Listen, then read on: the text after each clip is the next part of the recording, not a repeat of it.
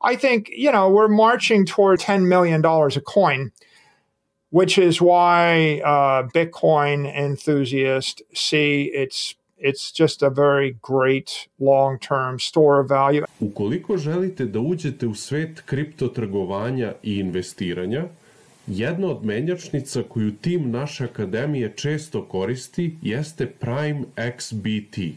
Kako biste ostvarili popust prilikom otvaranja naloga, kao i mnoge druge beneficije, proverite linkove u opisu ovog videa i postanite jedan od preko 1 milion registrovanih korisnika na ovoj platformi. It's much better than digital gold because I can move Bitcoin at the speed of light and I can program it to 1 million transactions an hour on an iPhone or a website. You can't do that with gold. So it's got more utility than gold, which means it's probably worth 20 or 30 trillion if it just replaces the gold. But instead of buying the Fontainebleau Hotel, which is a nice hotel, worth whatever billions in Miami Beach, instead of buying the equivalent amount of Bitcoin, if you bought the Bitcoin, you can move that to any city in the world every hour of the day.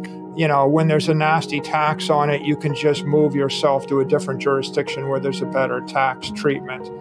And if you think of it like that, then it's a multi-$100 trillion asset class. So I think, we're marching toward $10 million a coin, which is why Bitcoin enthusiasts see it's just a very great long-term store of value. And it's a great investment idea because it meets the needs of 8 billion people. The average person, the middle-class person that drives an Uber or works as a dentist, they can't buy $387 worth of a building in New York City every month is their savings plan, right? A person in Africa can't buy a small share of a nice piece of property. They can't buy $127 worth of a Picasso painting. So Bitcoin offers property rights at any scale, any amount of money, anybody in the world, and you don't have to worry about, will people like Picassos? Will they still want buildings in Vegas or New York? Will some politician tax it away from me? Can I take it through an airport? So if you're looking for an egalitarian, utilitarian way for people to save money and protect their life force or protect their economic wealth for the next 100 years, and you are looking for something that's kind of consistent with the mobile wave, Android phones, iPhones, websites, that's truly global, it's more appealing to people in Nigeria and Argentina than it is appealing to people in Manhattan. I'm gonna get it. You said, I thought I was late to Bitcoin, but apparently not. Yeah. And that's one of the important things that I think people need to get. It's not too late to Bitcoin, especially if we have the potential to hit 500,000, 5 million, $10 million of Bitcoin. It's still early in the deceptive phase of its growth. I thought when Google came public, I was too late.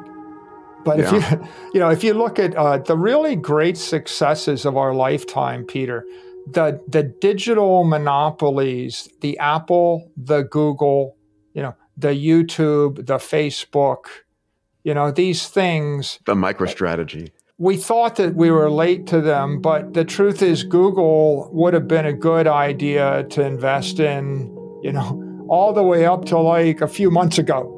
It's still getting more powerful, and you think you've fully embraced Google in the year 2018, but Google was going to get more powerful and surge. And if you thought you understood it in 2020, by 2021, it was more powerful. And the same is true with Apple. And Apple and Google, probably more powerful than most nation states.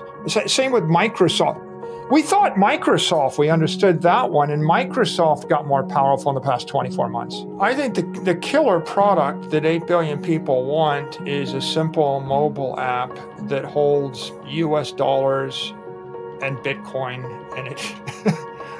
If you have a currency, you have a property, it's a bank in your pocket, that's completely open, permissionless, and you can trade instantly in 1 second, either in a currency or in a property with anybody on the planet, and no one can take your money away from you, and you don't have to ask permission. It would completely dematerialize the entire financial establishment, and it would empower everybody on Earth to take possession of their life force. The most depressing thing would be, I give you $100,000, Peter, you live in Africa, and then the money is worthless in 12 months because a politician debases it to zero with hyperinflation.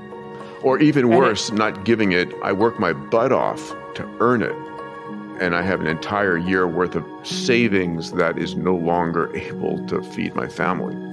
If you have a world where the internet reaches anybody on Earth, and where you have a monetary network like Bitcoin that reaches, and Lightning that reaches everywhere on Earth, and if you have a technology like Zoom or like that reaches everywhere on Earth, then you can trade, you can educate, you can inspire, you can trade with, you can work for, you can employ anybody on Earth.